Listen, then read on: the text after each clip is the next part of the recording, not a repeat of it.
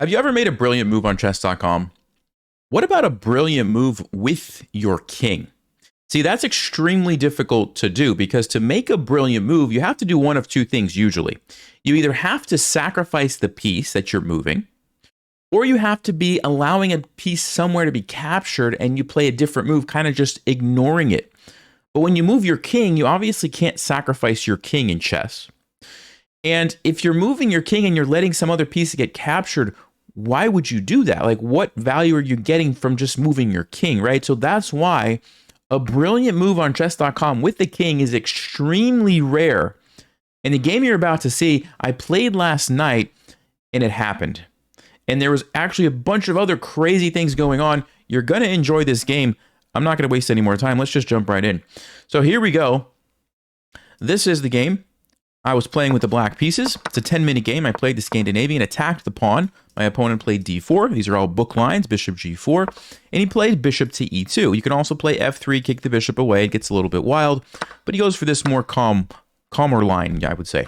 I captured the pawn, castles, knight c6, and c4. Now, as you can see, this is a blunder. There is nothing defending the pawn. So a lot of cases, there might be a knight defending it, or the bishop is still somewhere defending it. I think my opponent probably forgot about that fact. I just took the pawn. Okay. Bishop f4 attacks my pawn. I castle to defend. Knight a3 attacks my queen. And I do have to be a little careful. Even though I'm up a pawn, there is an open c file. Whenever there's an open file on your king, you have to be a little bit careful because you can get attacked, right? And I knew that, but I made a mistake here. I made a mistake right here. I should have played queen a5, immediately offering a queen trade, and probably forcing white's queen to leave, because white doesn't really want to make a queen trade when they're down a pawn, right? But instead, I played the move e6. In my mind, I was thinking this was a good move because I wanted to play bishop d6, get rid of this annoying bishop. I underestimated the power of the move knight to b5, and that's exactly what my opponent played. And the reason knight b5 is such a good move is because it's actually a fork. If you look carefully, it's attacking the c7 pawn, and it's attacking the a7 pawn. Both of these pawns are now attacked 2 times. 1-2. And 1-2, even though it's defended once by my knight, and this one's defended once by my king. So there's a fork, essentially. And I was like, well, great. Let me at least continue with my plan, developing the bishop. But after this trade and knight takes a7, my king is getting exposed. And this is not what you want when you castle. The reason you castle is to keep your king safe, right? So already we're kind of in a rough spot here. I captured it, he captured, and I played king d7. I'm trying to run. Like, I've got to get away from the c file. If I just sit there and allow a rook to come over, it's not going to end well, right? Also, my rooks can't really come into the game, come into the open files if my king is in the way. Okay, so I moved to d7, and right around here is where the game starts to really pick up and get interesting, okay? So he brings the knight forward, attacks my queen. He's trying to make my queen leave so he can take this pawn on b7, right? Of course, I don't want to allow that. So what do? Queen e4. I mean, there's not a lot of options. I have to go somewhere that defends the pawn. Maybe queen b5 could have been another idea, but I thought I'd keep it here and attack the knight at the same time to cause white some problems. So they play g3 to defend their knight. Rook to a8. I need to use my rooks, and I'm trying to get rid of this annoying queen so that my king's not in so much danger. Okay, great. Queen b6, and I played rook c8. Generally speaking, you want to put your rooks on open files, so that's why I went there. Stockfish has some other, crazy ideas, but it's not a bad move, even though it gives a question mark. Apparently, the move is d5. This is what white could play, which is a great... it's called an interference tactic, where you're blocking... you're interfering with a piece's ability to defend, right? So he's interfering with my queen's ability, and then I actually have some problems. But my opponent didn't do that. He played rook here. Now, this is the first moment in the game when I would like you guys to pause and think about what you might play in this position. All right, if you had a chance to look at that. So I played a really cool move here. Stockfish agrees with this move, and it has to do with the fact that there are some back rank problems for my opponent. The move that I played was rook takes a2. Now, it doesn't get the brilliant symbol, I don't know why, but it's just a normal move, but it's a pretty cool move. And the reason I'm able to do this is we have both sets of rooks are attacking each other. And what this means is that if white were to move either of these rooks, let's just say they capture here, I'm going to take, and they're going to get checkmated. They have to block, and then it's just checkmate because my queen is cutting off the king's escape square, right? And if they take this free rook over here, same thing. They get checkmated. So basically, both of their rooks are stuck. right? Both rooks cannot move, or at least cannot move off of the first rank. So I use that to my advantage to snag this free pawn, right? So that's a pretty cool tactic to kick things off. And it just kind of heats up from here. So let's keep going. So now white plays, sorry, they didn't do that. They play d5. And this is a good move because, again, we already talked about it. They're deflecting, or sorry, interfering with my queen's ability to defend on b7, right? So they're interfering. This is a big threat because if they take here, then my rook's going to get captured and I'm going to just get mated. Game over. So I have to figure out a way to deal with that. And the move that I played here is pretty cool. Now, it's not Stockfish's top move, but it's a pretty cool move. Rook to c2. So the big problem, guys, with this capture is that the follow-up move of the rook coming down puts me in checkmate. So for example, if I just take this, he just takes, and then like, that's it, game over, right? That's the big problem. So I guess actually I could have taken and then maybe tried rook c7 and the game goes on, but this is not good for me. There's a, oh yes, the queen. This is what it was. The queen is sitting there. I'm going to lose my queen. Okay, so that's why that doesn't work. So that's the big problem. So what I did was by playing rook c2 is I'm blocking this rook from coming down. So now if white takes the pawn, which is I think what they did, yes, it's a check. Yes, I'm going to have to run with my king, but there's no follow-up rook coming down. Okay, so we have this really interesting situation where both of my rooks are blocking out my opponent's rooks and they can't take either one because we already talked about it, right? If you take either of these, I'm coming in with the other rook and you're getting checkmate.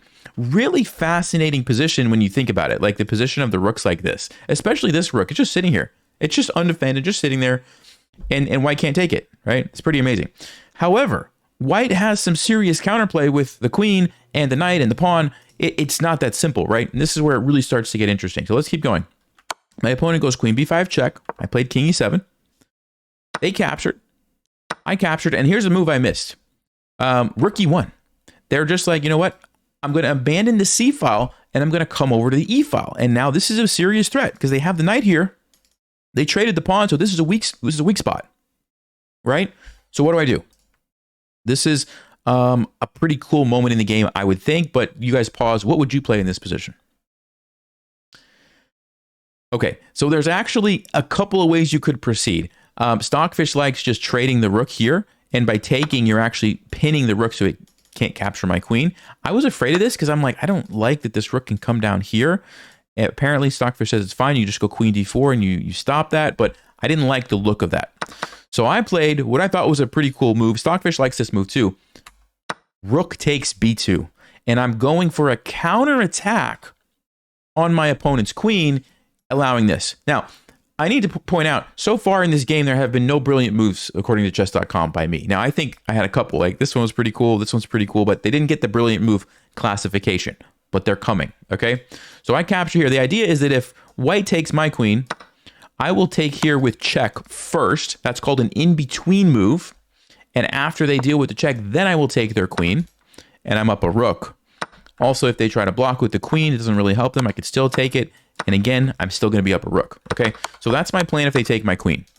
And of course, if they trade here, something similar, I'm going to just either take and then recapture, or maybe sack the queen first. But it's going to be like a trade. Okay, so my opponent plays a really interesting move, queen g5. So they're getting away from my attack, and at the same time creating a pretty significant threat on g7. This was a pretty good move, and it surprised me. Queen g5, I'm like, oh man, what do I do now? So this is a good moment to pause. What would you guys play in this very critical position? All right, if you had a chance to look at that. So there's a lot going on here, and it's not looking so great for me because I can't really deal with this threat very good. Like, I can't bring my queen back to block because the knight is sitting there. I can't just defend it because I don't have a way to do that. My knight is pinned. My queen is under attack, right? I lost the attack on the queen from white. It looks like my position is about to fall apart, right? But then I realized something amazing. Okay, I realized something amazing. The move that I played, and the best move, according to Stockfish, is king to f7. King to f7, the brilliant move, because we're just leaving our queen sit there. Why would we do that? Now that you guys see the move, see if you can figure out the tactic. All right, if you had a chance to look at that. So, of course, we're defending the pawn. That's the main point. So the king move is not useless. It's defending the pawn. But the idea is that if white takes my queen, we take here with a check. The king is going to try to run. And now we don't just take back the rook. This is what I thought initially, but then I realized something. We sacrifice on f2 because look at this. Do you guys see that? If the king takes, this is an amazing fork. Look at this. Exceptional fork, and we're going to win. But wait, it gets even better because you might say, well, they don't have to take you. They can play king h3, right? And now, I mean, yes, you can take the rook, but the queen looks pretty scary. Like, is that really what you want? No. There's an amazing move here. Black to play and win. Only one move gets the job done. What is it? If you had a chance to pause and think about that, this was incredible. Now, I did not see this in the game. I found this with Stockfish later. Would I have seen it in the game if this would have happened? I don't know. I don't know because I didn't get a chance to play this line.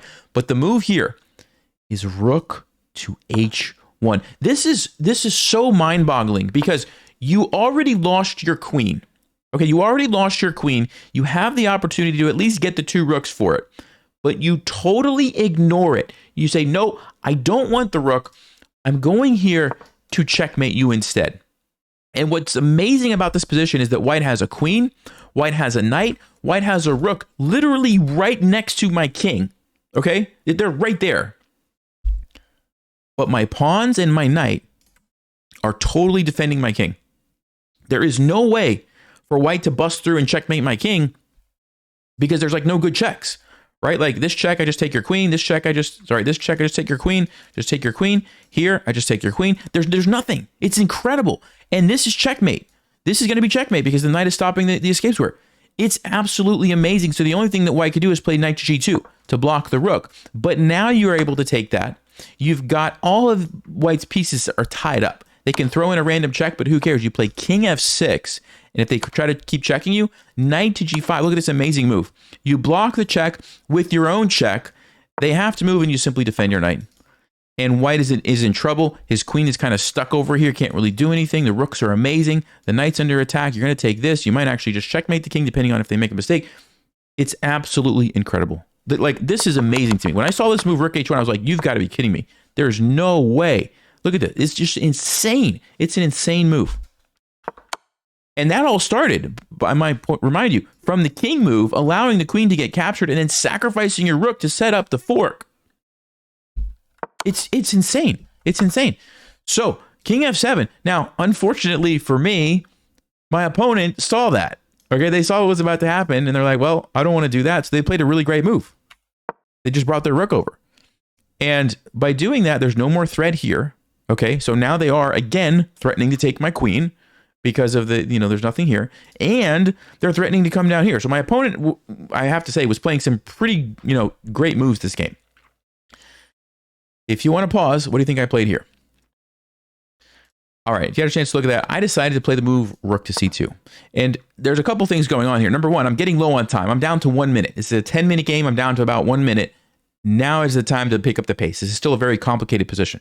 And I was very scared of like this and then just checkmate, right? Like if this rook comes down, I'm just toast. So I'm like, I can't allow that. So I played rook c2. It's brilliant because again, we have the same situation. If they take my queen, it's the exact same thing. We take here, we sack the rook, we set up the fork, and of course, if they go here, we have rook h1, exact same position that I showed you just a second ago. Exact same position, right? So that's why I had the two brilliant moves in a row with rook c2, first king f7, and now rook c2. Wow.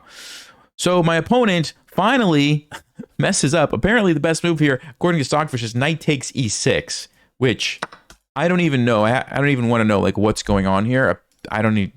Yeah, there's this, and there's this, and there's this, and the queen's under attack, and this is sitting here threatening this, and if I take the rooks, I mean, I don't know. Apparently I have to play rook e2, only move for me, and then...